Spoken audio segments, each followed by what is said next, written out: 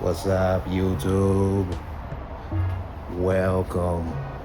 Oh my gosh. Today is a legendary day because I just bought a new car. Well, actually, I bought it like a month ago, but it just got delivered like 2 days ago. It's in a little bit of rough shape, I'm not gonna lie. I bet y'all can't guess what I just bought though. Because I got the BMW over here, man. But I had to give me something else. Something German. Something luxurious. Something manual, man. Check it.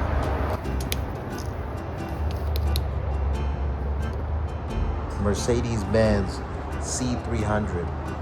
Check this out though. Open this bitch up. Manual motherfucking hold up. Transmission. Look at that. Three fucking pedals. Three pedals down there, man.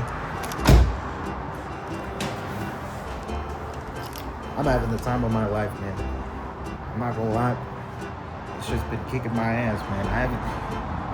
I haven't even started working on it for real yet. It's been kicking my ass. But yeah, let me just show y'all what this thing looks like right now.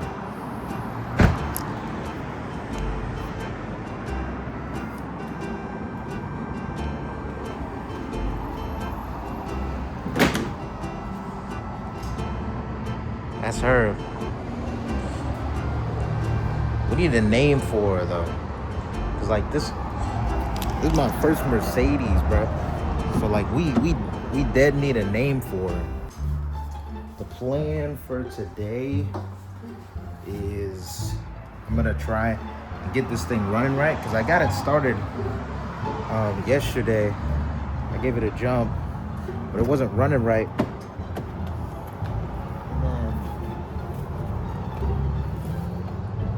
Lo and behold, I thought it was an electronic oil checker, but this thing, it's got a dipstick. If you check this dipstick right here, there ain't that much oil on it. There's some. Oh, maybe it is full. When I was running it before, it didn't look like it was full. So I'm wondering if it's leaking somewhere. I don't know.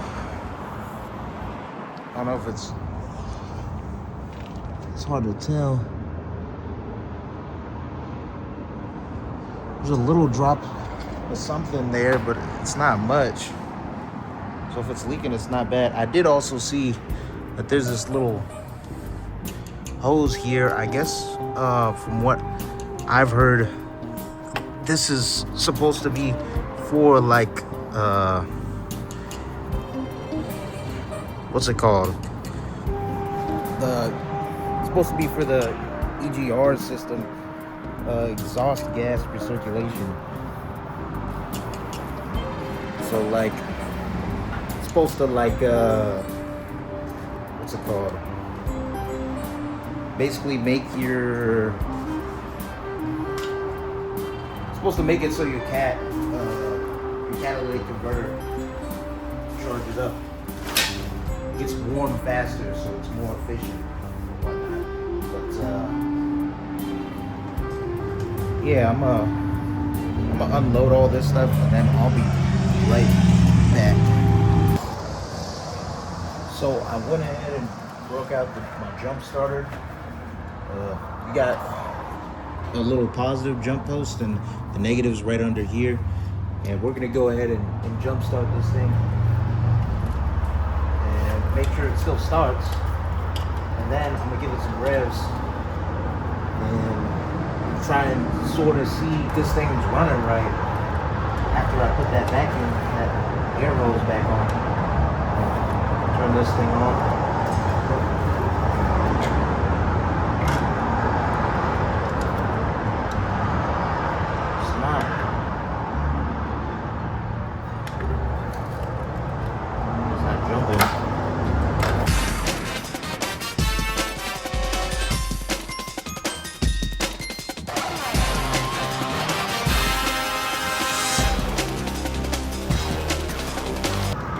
try and force start. Oh, there we go. Now it's working. So now I'm gonna try and jump start it, and we're gonna see what happens.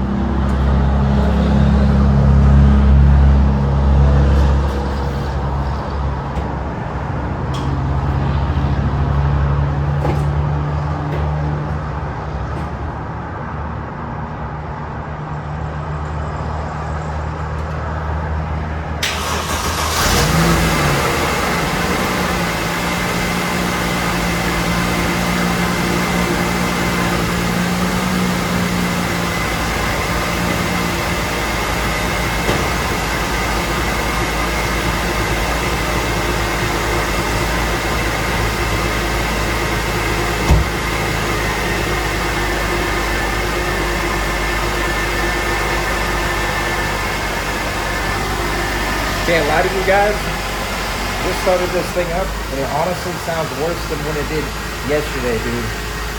I'm really hoping this motor is not bad. I don't think it is, but there is still some stuff we gotta go through, like these twisted hoses, and it's super close to the pulleys and whatnot. And the belt. So I'm hoping it's not revving down the hoses too bad. We can still just reuse those. We're just gonna have to see. I'm gonna give it some revs and see. Matter of fact, I should probably check the wheel first again. It seems fine. Wipe this off. It's clean. I'm gonna dip it back in there. We'll see where our oil is at when it's running. And it's basically empty.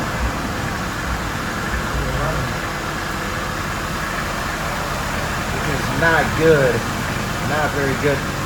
I know there's a little minimum thing, and it says, well, I don't think it'll focus. There's a little minimum thing, and it kind of says min, like at that line, but I think you should be at least at that dot, and there's just nothing in there.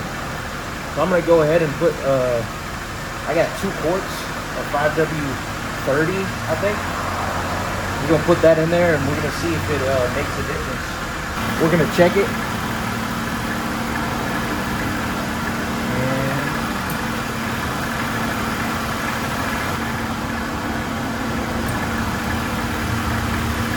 But you guys can see, this is a much better oil level. There's actually something on the dipstick. Now that we put a quart in there,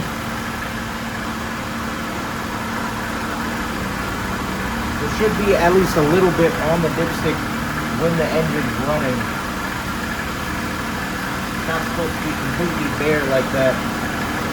So I don't know why it was reading so full when it was sitting, but reading so empty when it's running.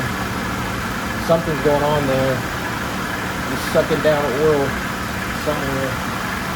I'm gonna give it a couple revs, and we're gonna see what she sounds like. You disconnect the battery pack. Alternator works.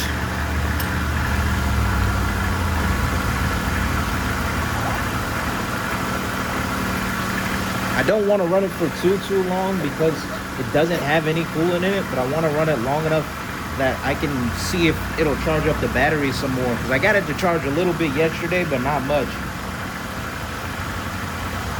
Exhaust does not smell good on this, man.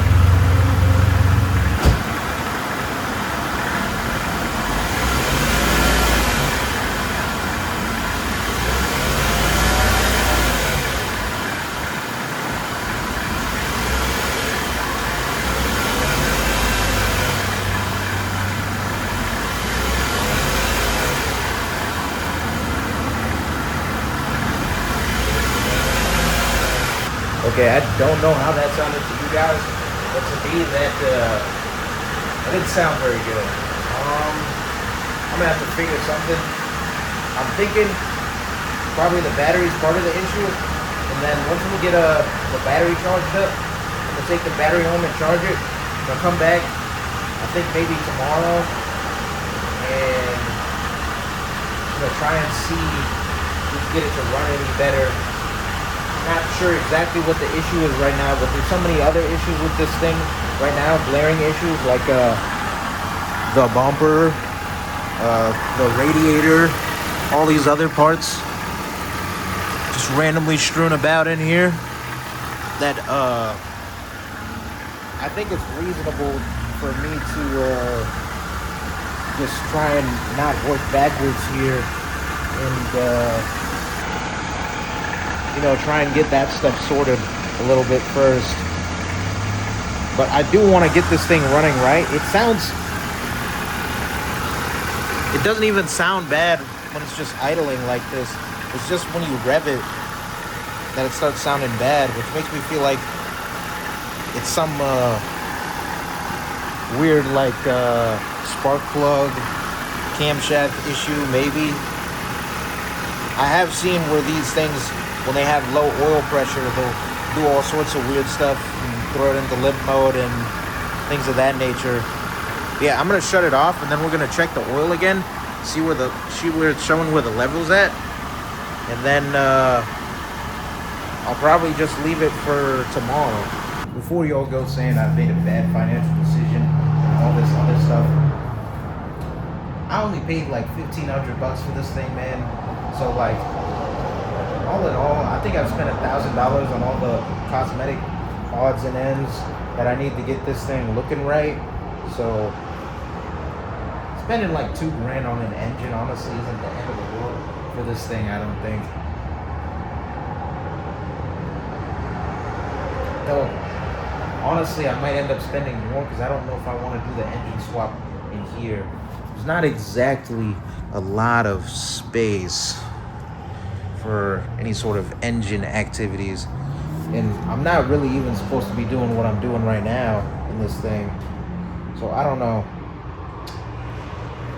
But yeah, I'm gonna check the oil real quick.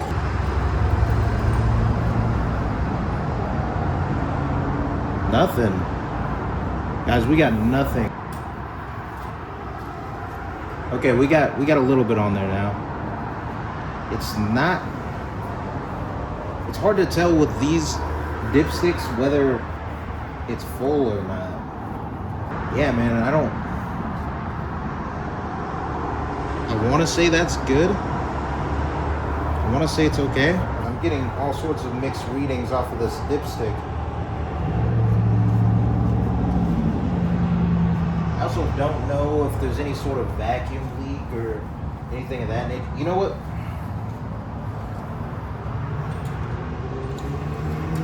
I'm going to test the battery real quick, and if we have 12 volts, honestly, I'm going to try and hook up the scan tool to it and see if I can see what's going on in there. So, got my little Chinese multimeter here. Go ahead and set it to volts. And let's go ahead and check her out. See what we got going over here. All right, we're gonna hook up to ground. Hang on, let me move y'all real quick. Hook up to ground. Then I think, sorry, this is just a kind of a weird angle.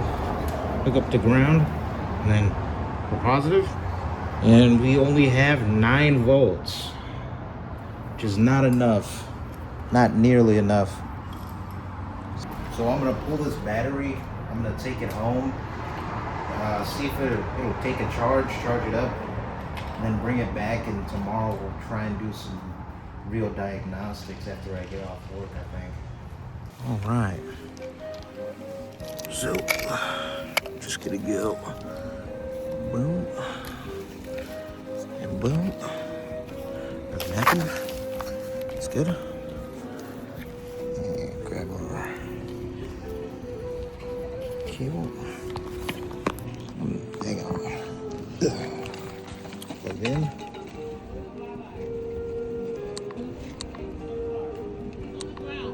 Put it on AGM.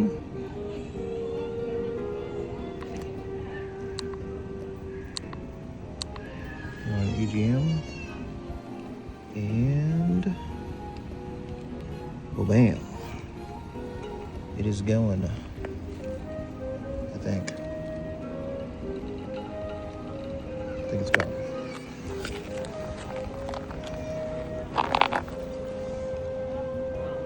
I think so. Oh man. Battery plugged in. See you tomorrow.